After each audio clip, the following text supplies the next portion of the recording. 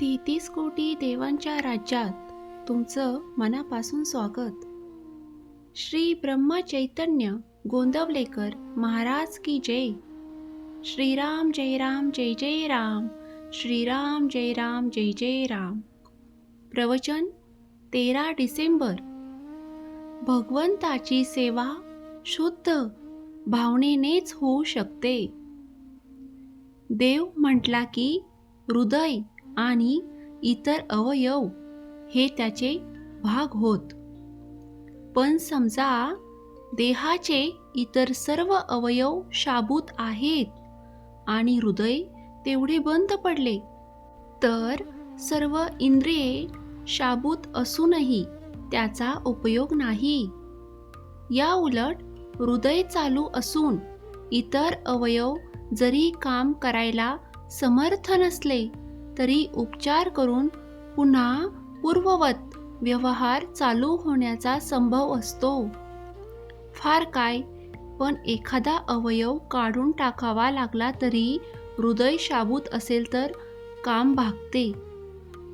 पण जर का हृदयच बंद पडले तर मात्र सर्व काही संपलेच. नाम हे हृदयासारखे आहे. इतर साधने ही बाकीच्या अवयवांसारखी आहे. म्हणून नाम नसेल तर इतर साधने फलदायी होऊ शकणार नाहीत. आता या जन्मात एवढे पुरे.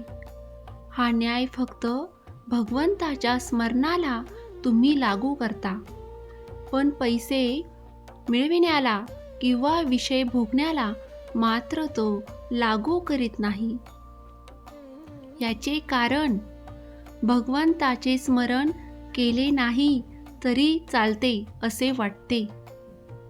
प्रपंचात जिला प्रीती असे म्हणतात ती भगवंताकडे लागली की भक्ती बनते. प्रपंचातला लोभ भगवंताची आवड बनते. अशा रीतीने आपले विकार भगवंताकडे लावता येतात. एक प्रवासी होता. गाडीमध्ये त्याला जागा चांगली मिळाली म्हणून आपल्या स्टेशनवर न उतरता गाडी शेवटी थांबते तिथपर्यंत तो गेला आणि त्याच गाडीने तो पुन्हा परत आपल्या गावी आला. त्याचप्रमाणे आपला जन्म मरणाचा प्रवास चालला आहे. तुम्ही त्या प्रवाशाप्रमाणे परत येऊ नका.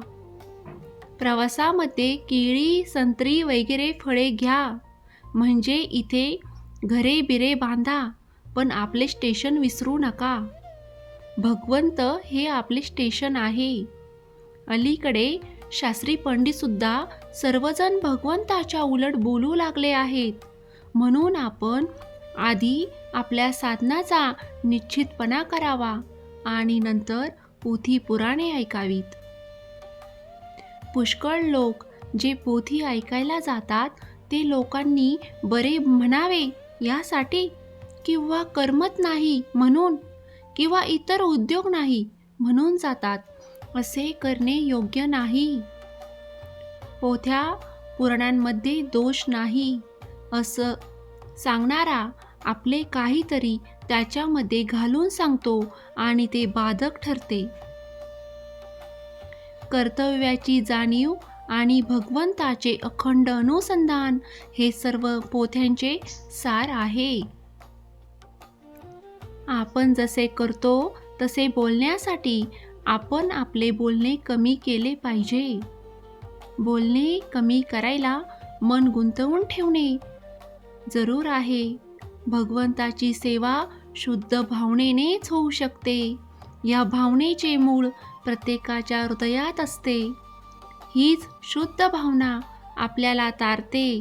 मंदिर आणि समाधी तारीत नाही.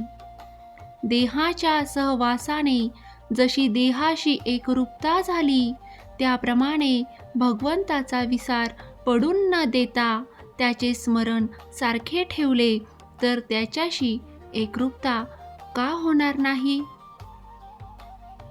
परमार्थ कितीही कठीण असला तरी नामाने तो सुसाध्य असतो.